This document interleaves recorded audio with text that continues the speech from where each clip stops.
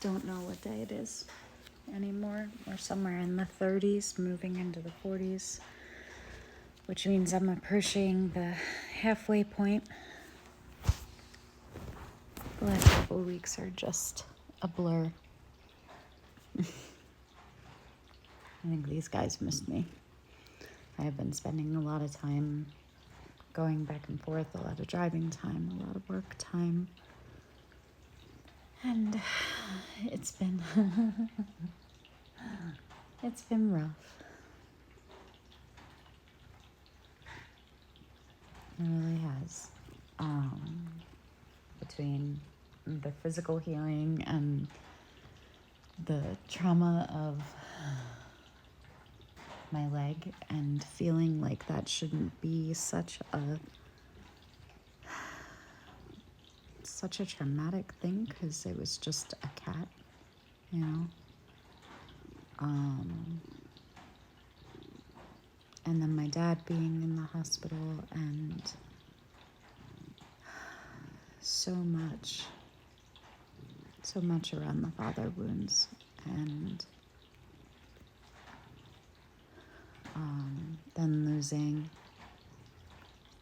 an uncle, and then one of my best childhood friends, her father, passing as well, and seeing all of these memorial posts and life celebration slideshows and photos and videos, and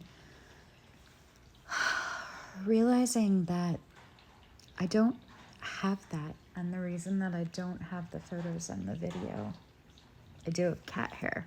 Oh.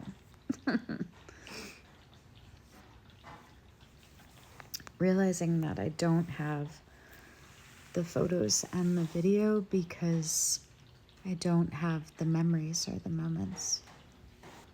I'm tired from the driving. I'm tired from the emotional upheaval. I'm tired from the rain. I just feel exhausted right now. And I feel really broken down from recognizing patterns that I'm in that I need to move out of,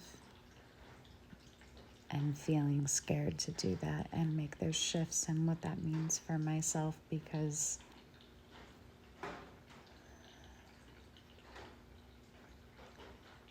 I have been really lonely a lot of my life in all of the most important relationships that I have.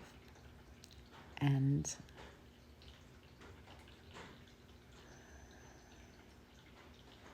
I've been scared to talk about it because of the backlash and the anger and the resentment and people that have different perspectives and different experiences with the people that I'm speaking of. And it's really hard.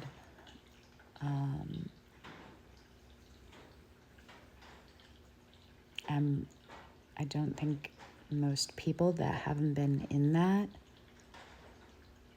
really understand what that does to your relationship with yourself. And I don't know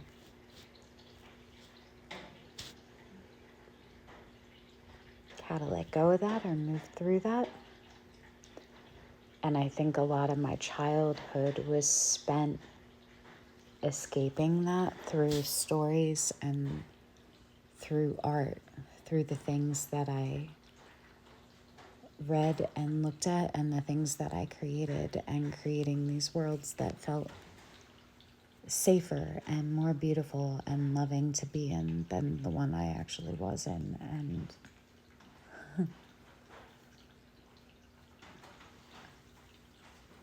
I think part of the love for animals is also because they are so loving and unconditional and predictable and pretty transactional. If you love them and you treat them well, they love you and they treat you well. It's very rare to have an animal that betrays you. They just respond to you. And that feels very safe compared to people who you can just pour into it, and it doesn't matter, and it doesn't keep you safe in the relationship with them. And I worry sometimes that being up here and pulling away from relationships that have been harmful is leading me to be reclusive, to where I'm just not going to open up anymore. I'm just going to live with my cats and my pretty stones and the murder of crows that have moved in my beehive and all of my weird art projects, and just keep all of that in between me and the rest of the world. And that's counterintuitive, and I think that's why I'm having a hard time creating, because the art requires so much raw vulnerability all the time and connection in, and I can't tap into myself right now. And I'm in my own way. I'm in my own way with all of this, and I feel like I'm making no progress, and I feel like it's just hurdle after hurdle and obstacle after obstacle, and feel like I'm not getting a fair shot at this. I feel like I'm losing half of the days, but that doesn't fix it. I can't ask for a redo. I can't find more time.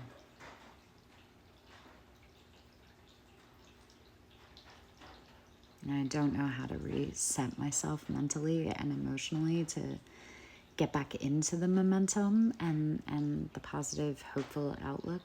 There feels like very little light at the end of the tunnel right now. And I don't know if that's just because it's a long tunnel, because I'm traveling it through nighttime right now, or